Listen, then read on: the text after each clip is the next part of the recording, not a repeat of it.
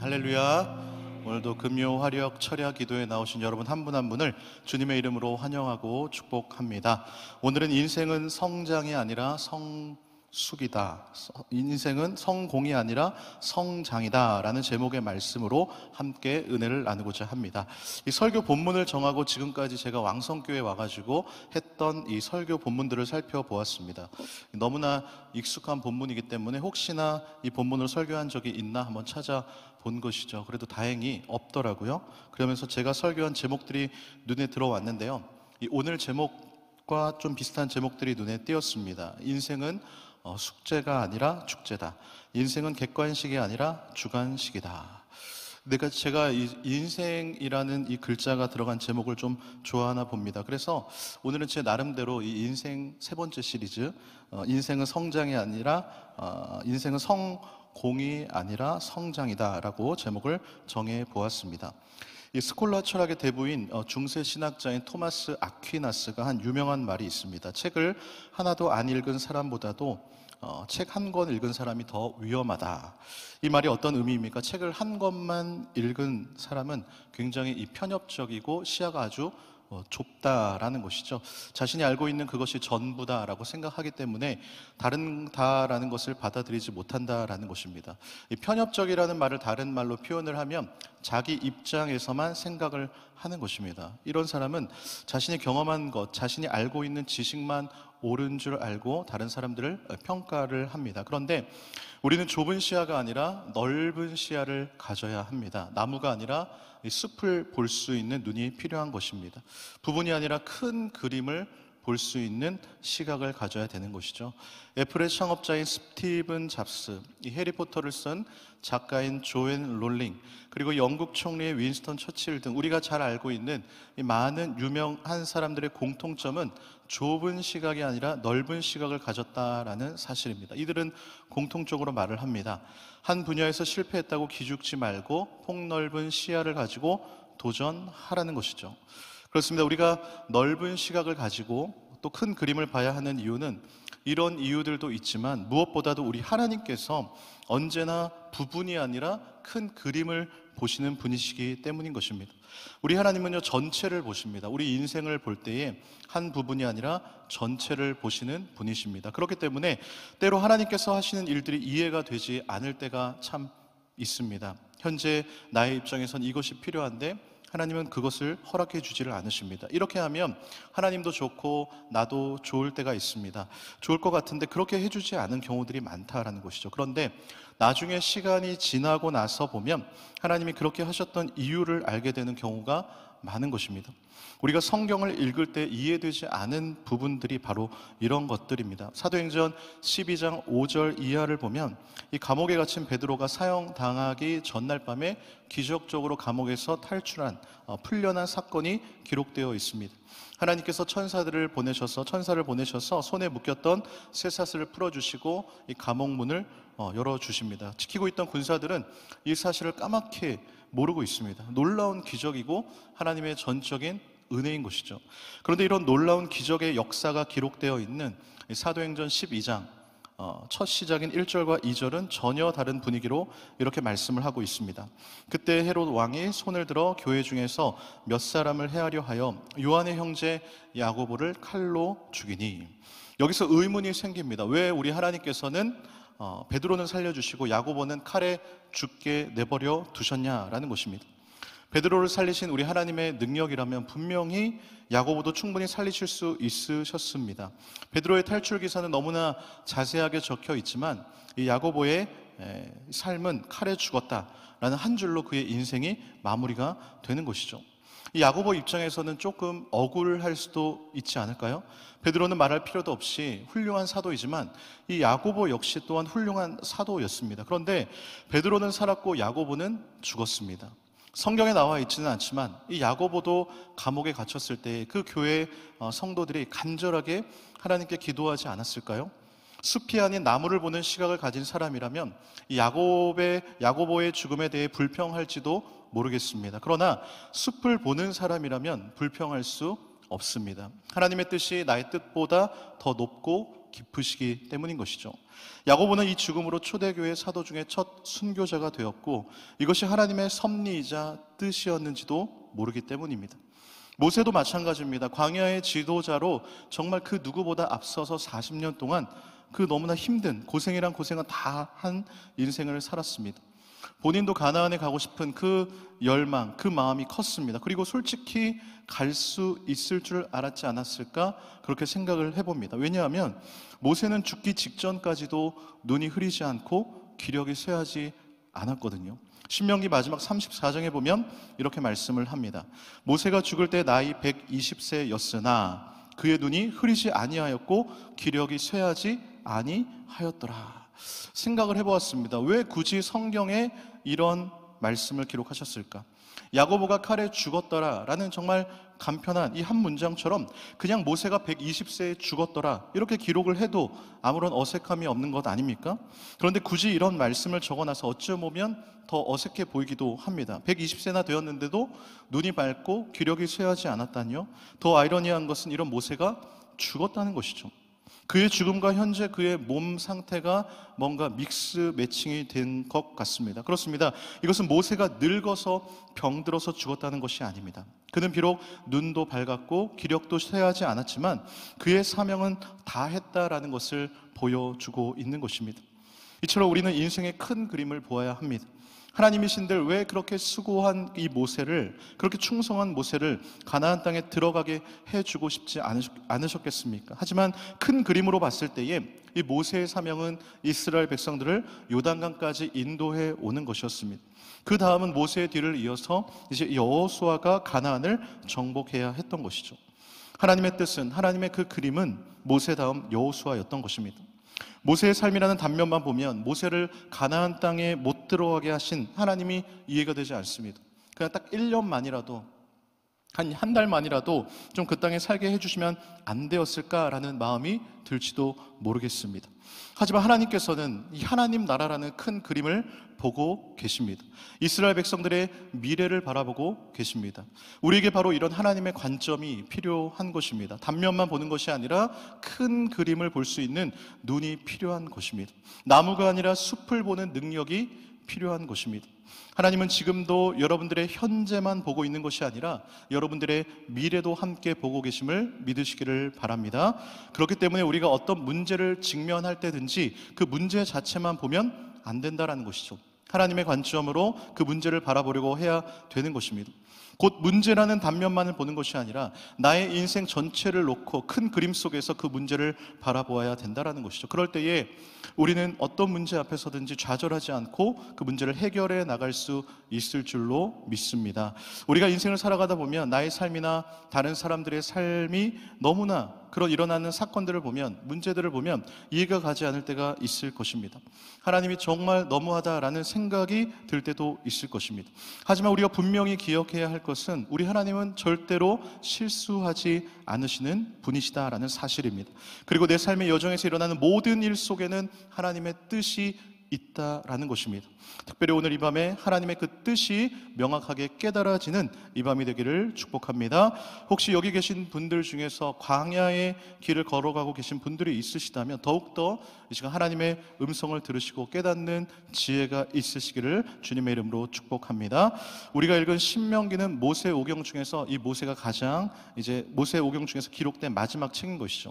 가나안 입성을 앞두고 가나안 1세대들은 거의 다 죽었습니다. 이제 남은 광야 2세대들에게 선포하는 이 모세의 마지막 고별 설교입니다. 이 신명기를 한자로 보면 의미가 있는데요, 이 신명기의 신자는 거듭 신자를 사용하고 있습니다. 그래서 모세가 그 어느 때보다 정말 간절하게 이제 마지막으로 거듭 강조한 설교인 것입니다. 그렇다면 오늘 본문에서 모세가 강조한 말씀은 무엇입니까? 바로 기억하라는 것입니다. 무엇을 기억하라는 것이죠? 하나님께서 40년 동안 내게 광야 길을 걷게 하신 것을 기억하라는 것입니다.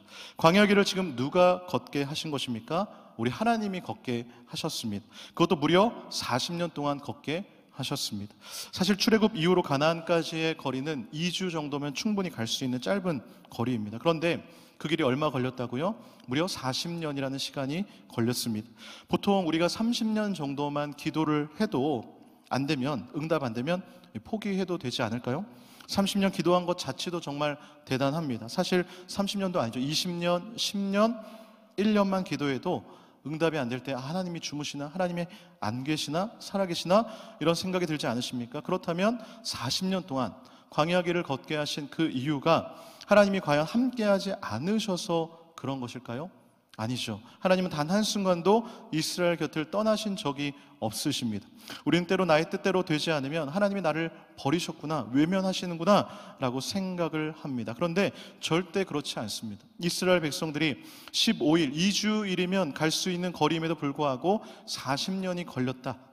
이것은 하나님이 외면하셨거나 함께하지 않아서 그런 것이 아니라 하나님께서 그렇게 걷게 하셨다라는 것입니다. 즉 하나님의 분명한 뜻이 그 안에 있었다라는 것이죠. 사랑하는 성도 여러분, 오늘 우리들의 삶 가운데에서도 이런 하나님의 뜻이 있는 줄로 믿습니다. 이제 우리는 내 인생이 쉽게 사느냐 어렵게 사느냐 이것이 중요한 것이 아니라 우리의 모든 삶의 여정 안에는 하나님의 뜻이 있다는 사실, 이것을 아는 것이 중요한 줄로 믿습니다. 그렇다면 이스라엘 백성들을 광야길을 걷게 하신 그 하나님의 뜻이 무엇입니까? 2절 하반절부터 3절의 말씀인데요, 우리 한번 같이 읽어보겠습니다. 시작. 이는 너를 낮추시며 너를 시험하사 내 마음이 어떠한지 그 명령을 지키는지 지키지 않는지 알려 하심이라. 너를 낮추시며 너를 줄이게 하시며 또 너도 알지 못하며 내 조상들도 알지 못하던 만나를 내게 먹이신 것은 사람이 떡으로만 사는 것이 아니요 여호와의 입에서 나오는 모든 말씀으로 사는 줄을 내가 알게 하려 하심이니라. 아멘. 이 말씀을 종합해 보면 무엇입니까? 바로 성장입니다. 변화인 것입니다. 하나님의 뜻은, 하나님의 목적은 애굽에서 고통받고 있는 이스라엘 사람들을 구원시켜서 그 사람들을 가나안으로, 그토록 가고 싶어하는 가나안으로 옮겨 놓는 것이 목적이 아니라는 것입니다. 그것이 목적이었다면 우리 하나님은 충분히 2주일 만에, 아니 그냥 일주일 만에, 단 하루 만에라도 그 200만 명이나 되는 사람들을 놀라운 기적으로 다 이동시키셨을 것입니다. 그러나 우리 하나님의 그 큰 그림은 그들이 이동하는 것이 목적이 아니라 바로 그 광야를 통해서 하나님의 사람으로 변화시키는 것이 목적이었음을 믿습니다. 광야 생활을 통해서 낮추기도 하시고 시험하기도 하시고 줄이기도 하시고 만나를 먹이시기도 하면서 결국은 그들이 애굽에서 경험했던 그 모든 삶의 습관들을 내려놓고 이제는 완전한 하나님의 새로운 그 새 사람으로 성장하기를 우리 하나님은 원하셨던 것입니다. 우리도 마찬가지입니다. 이 땅의 삶이 그저 내가 천국으로 옮겨가는 게 목적이 아니라 우리 하나님의 목적은 우리가 이 땅 가운데 살아가면서 천국 백성으로 변화시켜 가는 것이 하나님의 뜻임을 믿으시기를 바랍니다. 우리가 이 땅을 살아가는 것이 다른 목적이 있는 것이 아닙니다. 하나님은 우리를 천국 백성으로 변화시켜 가시고 훈련시켜 가시고 연단시켜 가시는 것입니다. 이스라엘 백성들 하루라도 빨리 가나안에 가고 싶지 않았겠습니까? 아우성을 칩니다. 당연하죠. 그냥 아무것도 없는 허허벌판 같은 사막 같은 광야에서 누가 살고 싶겠습니까? 그냥 하루 이틀이라면 캠핑 왔다라는 느낌으로 그냥 텐트 치고 밤이면 하늘에 쏟아지는 별들을 보면서 감성 타임을 가질지 모르겠습니다. 그런데 무려 40년이라뇨.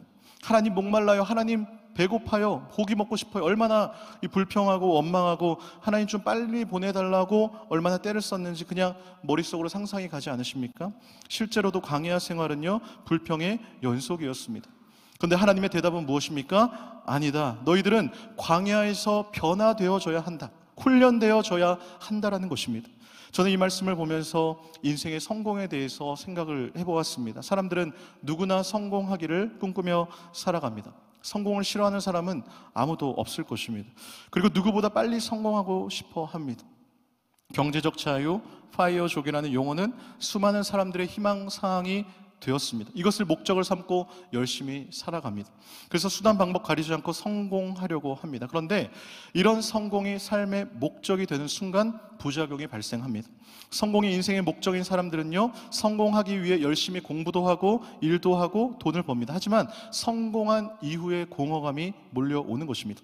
내가 이것을 이루기 위해 그렇게 열심히 살아왔나 생각이 듭니다.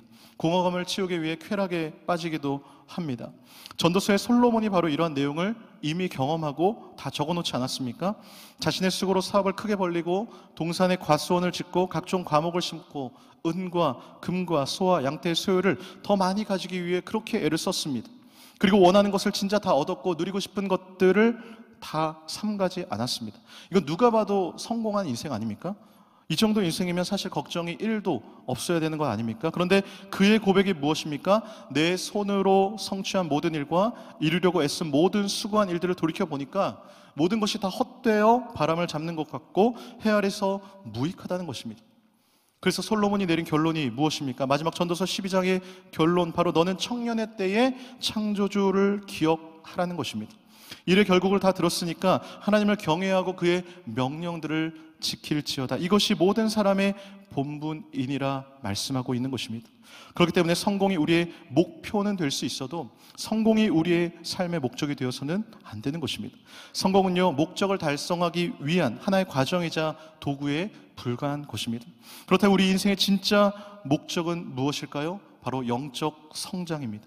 변화입니다. 그리스도의 장성한 분량까지, 충만한 데까지 이르는 것입니다. 우리가 이 사실을 알게 될 때에 우리는 좌절하지 않을 수 있습니다. 우리 인생의 모든 여정에는 때로는 더디가는 길이 있을 수 있습니다. 마음으로는 일주일 만에 목표를 도달하고 싶지만 내 마음대로 안 될 때가 너무 많지 않습니까? 강을 건너야 될 때가 있고 산을 올라야 할 때가 있습니다. 하지만 꼭 기억하시길 바랍니다. 우리 인생의 고비마다 우리가 성장하고 변화되기를 원하시는 큰 그림을 가지고 계신 우리 하나님의 뜻이 있다는 사실을 꼭 기억하시기를 바랍니다. 이 사실을 모르면 고난이 힘들고 어렵습니다. 그러나 우리가 이 사실을 명확히 깨달을 때에 우리 삶의 순간순간마다 하나님의 뜻이 깨달아지고 우리는 길을 잃지 않게 되는 것입니다. 오늘 성경을 보니까요, 너희들을 40년 동안 광야를 걷게 한 것은 너희가 하나님의 말씀대로 사는지 그렇지 않은지 알아보려고 하는 것이다. 즉 너희를 신앙으로 훈련시키기 위한 것이다 라고 말씀한 것입니다. 그렇습니다. 애굽에서 가나안의 여정은 그저 그들이 이동하는 과정이 아니라 그들이 변화되어지고 성장하는 시간인 줄 믿으시기를 바랍니다. 어느 집사님께서 남편과 자녀들의 신앙의 변화를 위해서 오랫동안 기도하셨습니다. 아무리 오래 기도해도 이 변하지 않는 남편과 자녀들의 모습에 이 집사님은 실망하셨다라고 합니다. 그래도 포기하지 않고 계속 기도하시는데요, 한 3년 전부터 이것은 남편이 아니라 나를 변화시키기 위한 것이다 라는 이런 감동이 오는 것이죠. 그렇게 남편과 자녀들이 변화하기를 하나님께 기도를 해도 변화가 되지 않았는데, 그럼에도 불구하고 하나님께서 이렇게 오랫동안 기도시킨 이유가 나를 변화시키려고 했던 것이구나 라는 것이 깨달아졌다는 것이죠. 그러면서 더 놀라운 것은 남편이 신앙적으로 점점 변화되는 모습이 보이더라는 것이죠.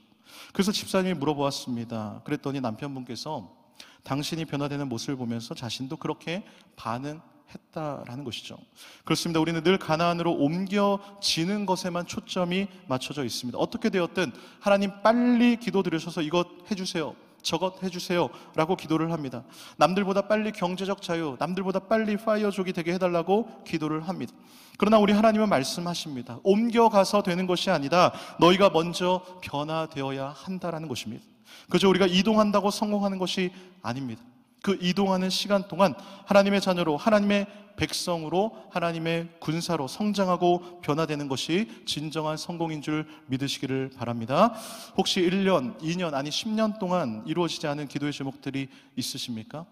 그것을 위해 기도하고 계신 분이 있으십니까? 기도의 응답이 더디다고, 이루어지지 않는다고 낙심하고 좌절하는 것이 아니라 그 시간이 그저 흘러가는 시간, 이동하는 시간이 아니라 변화되어지고 성장하는 시간이 되기를 축복합니다. 그래서 성장하고 성숙해져서 더 하나님과 관계가 가까워지는, 이 친밀해지는 은혜가 있기를 주님의 이름으로 축복합니다. 다시 한번 말씀드립니다. 우리 인생의 모든 시간 속에는 하나님의 뜻이 다 있습니다. 고난 속에도 하나님의 뜻이 있습니다. 내 생각대로 안 되는 어려운 시간 속에 다 하나님의 뜻이 있습니다. 그것은 바로 변화입니다. 성장인 것입니다. 그러기 위해서는 우리는요, 말씀의 만나를 매일매일 받아 먹어야 합니다. 이스라엘 백성들이 40년 동안 광야 생활을 하면서 매일매일 하늘에서 내려오는 만나를 먹지 않았습니까? 근데 여기도 하나님의 뜻이 있었습니다. 그것은 바로 사람이 떡으로만 사는 것이 아니라 여호와의 입에서 나오는 모든 말씀으로 살아야 되는 줄을 알게 하려 하심인 것입니다. 왜 하나님께서 만나를 매일 주시냐면, 앞으로 너희들이 가나안에 가서 살면서 이제는 하나님의 말씀을 이렇게 매일매일 받아 먹어야 한다는 것을 훈련시키려고 했던 것입니다.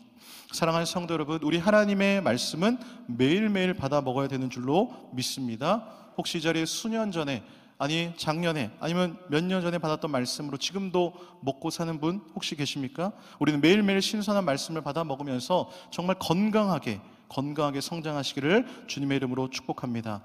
어떤 분들은 왜 만나를 매일매일 주느냐, 좀 이틀치나 한 달치 주면 안 되냐라고 하실지 모르겠습니다. 그래서 어떤 분들은 매일 나가는 게 귀찮아서 이틀치를 집으로 가져다 둘지도 모르겠습니다. 그런데 미리 가져다 둔 그 다음날 양식은 여지없이 썩어 버렸습니다. 오히려 자신의 욕심만 드러나고 만 것이죠. 무엇을 말하는 것입니까? 매일매일 먹으라는 하나님의 뜻인 것입니다. 이것이 영적으로 성장하는 비결이라는 것이죠. 사랑하는 성도 여러분, 오늘도 말씀을 받으시고 내일도 또 새로운 만나를 말씀을 받으셔서 정말 매일매일 말씀이 내 생각과 정욕을 지배하는 삶을 살아가시기를 주님의 이름으로 축복합니다. 그래서 우리는 기도하고 또 기도해야 되는 것이고 예배드리고 또 드려야 되는 것이죠. 수요, 새벽, 금요, 주일 예배까지 왜 이렇게 예배가 많은가? 바로 하나님께서 매일의 만나를 부어주시기 위한 은혜이자 축복인 줄 믿으시기를 바랍니다. 우리가 이러한 삶을 살지 않으면 절대 성장할 수 없습니다. 왜냐하면 우리의 본성 자체는 악을 행하기를 원한다라는 것이죠. 선을 행하기보다는 악을 행하는 쪽에 기울기 때문인 것입니다. 우리는 죄인이기 때문인 것입니다. 사도 바울이 이런 인간의 실상을 로마서에서 너무나 잘 표현하고 있는데요. 우리 로마서 7장 19절 한번 같이 읽어보겠습니다. 시작.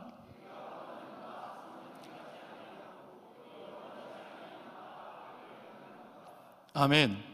우리는 죄로부터 구원받고 의로워졌다라고 말을 합니다. 그러나 여전히 죄의 본성이 남아 있습니다. 죄의 흔적이 남아 있습니다. 내 생각은 나는 선을 행하고 싶습니다. 그런데 왜 우리는 선을 행하지 않고 도리어 원하지 않는 악을 행하는 것입니까? 바로 내 안에 죄가 거하고 있기 때문인 것입니다. 이어지는 20절, 21절도 함께 읽어보겠습니다. 시작. 만일 내가 원하지 아니하는 그것을 하면 이를 행하는 자는 내가 아니요 내 속에 거하는 죄니라. 그러므로 내가 한 법을 깨달았노니 곧 선을 행하기 원하는 나에게 악이 함께 있는 것이로구나. 아멘. 그렇습니다. 우리는 죄로부터 구원받고 이제 우리는 의로워졌다라고 자신 있게 말을 합니다. 그러나 누구도 부인할 수 없는 것은 우리에게 죄의 본성이 여전히 남아있다는 것입니다. 오늘 새벽에 살펴본 사무엘하 11장의 다윗도 마찬가지 아닙니까? 이미 알고 있는 말씀이지만 저는 오늘도 이 새벽에 또 신선한 만나의 말씀을 먹으면서 다시 한번 깨닫게 되었습니다. 말씀으로 무장하게 되었습니다. 다시 기억나게 하는 시간이었습니다. 무엇이 다시 깨달아졌냐면 위대한 신앙인이었던 다윗도 죄의 유혹에 넘어질 수밖에 없는 연약한 인간이라는 것입니다. 그리고 그 다윗의 모습이 바로 우리들의 모습이라는 것입니다. 성경에서 사무엘하 11장만 없다면 다윗은 완벽해 보입니다. 저 천국에서 다윗이 얼마나 이 11장을 찢어버리고 싶을까요? 얼마나 이 한 장을 지워버리고 싶을까요? 최근에 개인정보보호위원회에서 이 디지털 흑역사, 개인이 어린 시절 올린 나쁘끄러운 사진이나 영상을 지워주겠다라는 뉴스를 보았습니다. 다윗 입장에서는 이 한 장을 어떻게든 삭제해버리고 싶지 않을까요? 사실 이 두꺼운 성경에서 사무엘하 11장 한 장만 없어져도 그렇게 큰 무리가 없는 것 아닙니까? 그럼에도 불구하고 하나님께서 이렇게 다윗의 죄를 가감없이 기록하신 이유를 우리는 생각해 보아야 하는 것입니다. 역사상 죄의 본성이 없으신 분은 바로 오직 예수 그리스도 뿐이십니다. 그래서 우리는 늘 말씀이신 예수 그리스도를 바라보아야 하는 것입니다. 그리고 다윗이 위대한 신앙인이었던 이유는 그가 사무엘하 11장에서 멈춘 것이 아니라 12장으로 회개의 자리까지 나아갔다라는 것입니다. 자신의 죄를 인정하고 회개한 것입니다. 우리도 마찬가지입니다. 우리는 시편 51편의 다윗의 회개를 보면서 우리는 날마다 주님의 은혜를 구해야 될 줄로 믿습니다. 그렇습니다. 내 안에 죄가 있다는 것에 우리는 눈을 떠야 합니다. 그리고 날마다 그것과 싸워 이겨야 할 줄로 믿습니다. 예수를 믿고 산다라는 것은 그냥 사는 것이 아니라 날마다 이 죄와 싸워 이기고 그 죄의 흔적마저 지워버려야 하는 것입니다. 하나님은 우리의 이런 연약함을 너무나 잘 알고 계셨습니다. 이스라엘 백성들이 가나안에 들어가서 맛있는 것 먹고 배부르고 등이 따시면 모자람이 없으면 하나님 말씀 다 잊어버리고 하나님마저 잊어버릴 것을 아시고 40년 동안 철저하게 훈련시키신 것입니다. 바라옵기는 매일의 생명의 말씀을 통해서 내게 있는 악, 내 속에 거하는 죄를 이기는 삶을 살아가시기를 주님의 이름으로 축복합니다. 마지막으로 광야의 길을 걷게 하신 하나님의 뜻이 또 있는데요. 바로 우리와 함께 하시는 임마누엘의 하나님이십니다. 우리 4절의 말씀 함께 읽겠습니다. 시작. 이 40년 동안에 내 의복이 헤어지지 아니하였고 내 발이 부르트지 아니하였느니라. 아멘. 성경에 참 신기한 일들이 많이 나오지만 이것 또한 너무나 놀라운 일이 아닐 수 없습니다. 보통 구두나 신발, 정장 같은 이런 것들 몇 년 신고 입으면 이 팔꿈치나 아니면 다 이렇게 뜯어지고 무릎 부분이 다 헤어지게 되어 있지 않습니까? 신발은 어떻습니까? 보통 여러분들은 신발 한 몇 년 정도 신으시나요? 저는 나름대로 잘 관리하기 때문에 지금 신고 있는 구두도 10년째 신고 있긴 합니다만 무려 40년 동안 의복이 헤어지지 않고 발이 부르트지 않았다뇨. 그 광야에 구두 수선집이나 옷 수선집이 있었을까요? 의복과 신발이 헤어지지 않았다는 사실은 불가능합니다. 그러나 하나님께서 그 광야의 훈련 기간 동안 인도하셨고 지키셨고 함께 하셨기 때문에 가능하게 된 줄로 믿습니다. 저는 이 4절을 보며 이 말씀이 떠올랐습니다. 너무나 유명한 말씀인데 고린도전서 10장 13절의 말씀 우리 한번 같이 읽겠습니다. 시작. 사람이 감당할 시험 밖에는 너희가 당한 것이 없나니 오직 하나님은 미쁘사 너희가 감당하지 못할 시험 당함을 허락하지 아니하시고 시험 당할 즈음에 또한 피할 길을 내사 너희로 능히 감당하게 하시느니라. 아멘. 그렇습니다. 하나님은 우리가 감당할 수 있는 시험만을 허락하시는 분이심을 믿으시기 바랍니다. 아무리 위험해 보이고 위기 상황일지라 할지라도 피할 길을 예비하시고 그 상황을 이겨나가게 하시는 분이십니다. 광야 40년이라는 시간은 생각만 해도 숨이 막힙니다. 내가 과연 이 40년 동안 살 수 있을까? 어떻게 살아가나? 걱정부터 앞서기 마련입니다. 그러나 우리 하나님은 의복도 헤어지지 아니하고 발도 부르트지 않게 함께 하시고 지켜주시는 분이심을 믿으시기를 바랍니다. 그리고 하나님께서 감당할 시험만 주신다면 우리는 힘이 들어도 그 시험을 통과해야 될 줄로 믿습니다. 그 시험을 통과만 하면 하나님은 반드시 우리에게 복 주심을 믿으시기를 바랍니다. 그러므로 하나님을 믿는 자녀된 우리들은요, 시험 자체만을 보고 결코 절망해서는 안 됩니다. 시험 너머에 있는 우리 하나님의 큰 그림, 하나님의 계획하심, 우리를 위해 예비해 놓으신 복을 볼 수 있어야 하는 것입니다.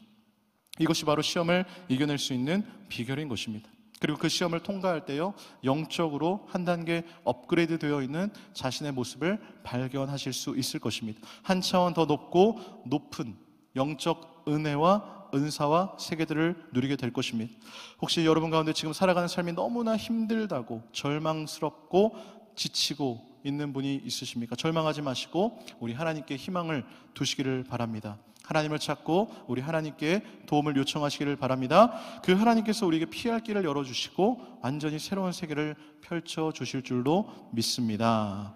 따라하는 기도라는 책에 보면 이런 스토리가 나오는데요, 이 책의 저자의 아들이 이제 돌이 지나고 좀 걷게 되었을 때, 아장아장 아기가 걷게 되었을 때에 갑자기 새벽에 자고 있는 목사님 머리를 들어 올리면서 이렇게 하더랍니다. 말을 못하니까 이제 이렇게 소통을 하는데요, 처음에는 다시 자라고 이 아이를 들어서 눕혔습니다. 근데 이 아이가 자지 않고 계속 깨우는 것이죠. 그래서 일어났더니 아빠를 데리고 이제 밖으로 나갑니다. 그리고 냉장고를 가리키더니 합니다. 냉장고 문을 열어달라는 것이죠. 열어주니까 이 자몽청을 가리키면서 이렇게 합니다. 낮에 먹었던 이 자몽청을 다시 만들어 달라는 것이죠. 그날 이후에 새벽 3시가 되면 이 아이가 자고 있는 목사님을 깨워서 자몽차를 한 잔 마시고 다시 잠이 드는 패턴이 반복이 됐습니다. 너무 아름다운 모습이죠. 사실 이 목사님은 한번 잠에서 깨면 다시 잠들기가 어렵다고 합니다. 누구나 보통 그렇지 않습니까? 아이의 울음소리에 깨면 다시 잠들 시간이 필요합니다. 가끔씩 머리만 붙이면 잠이 드시는 분들이 있는데 너무나 참 부러운데요, 어쨌든 이 목사님이 매일 새벽 이런 일을 겪고 있는데 문득 이런 생각이 드신 것이죠. 그래도 이 아들이 자고 있는 아내를 깨운 것이 아니라 자신을 깨웠다라는 사실이 너무나 기뻤다라는 것입니다. 그래서 매일 아침이 되면 이 새벽에 자신을 깨운 아들의 이야기를 아내에게 자랑을 했습니다. 이 아들이 도움이 필요할 때 나를 찾아줬다라는 것이 아버지인 자신을 행복하게 했다라는 것입니다. 그런데 하나님께서 우리에게 동일하게 이렇게 말씀하십니다. 우리 시편 50편 15절의 말씀입니다. 같이 읽겠습니다. 시작. 환난 날에 나를 부르라. 내가 너를 건지리니 내가 나를 영화롭게 하리로다. 아멘. 환난 날에 하나님을 부르라고 하십니다. 힘들고 지칠 때, 도움이 필요할 때에 하나님을 깨우면 하나님께서 도우시고 그 필요를 채워 주신다는 것이죠. 우리 기도에 응답을 해 주신다는 것입니다.